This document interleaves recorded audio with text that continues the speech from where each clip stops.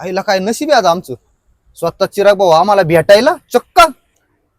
अरे भाड खाऊ, 4 महिने झाले तुला 100 फोन केले, 10 वेळा तुझ्या घरी आलो.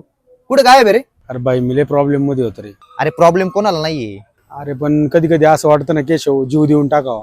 जीव आणि तू, अरे आराम कर. तू नाही जीव देतोला, तू 10 जणांचा जीव घेशील. तुला काय आज ओळखतोय का मी? पण 4-5 महिने गायब होता ना, मला वाटलं मी आला काय. मेलो काय? अरे मेलो ना भावा, तरी जाताना तुला भेटून जाणार. बरं चिर्या, नको मारायच्या गोष्टी करू. मी एक काम करतो, उद्या सुट्टी टाकतो, जाऊ कुठेतरी बाहेर फिरायला. लय दिवस कुठे गेलो नाही. हा चालत ना. पण उद्या फोन उचल. हा मग तुझा फोन नाही उचलल्यावर बोल. जाऊ का? चल जातो मी पण.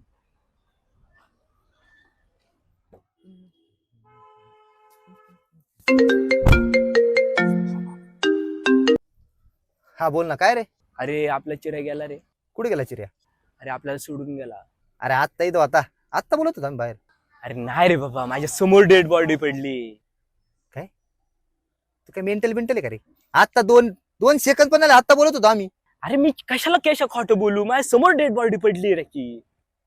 1 तासापूर्वी त्याने आत्महत्या केली. डोक्यावर परिणाम झालाय काय याचा? चिर्या, अरे आत्ता येत होता ना. ए चिर्या, चिर्या, चिर्या, चिर्या, अरे कुठे गेला?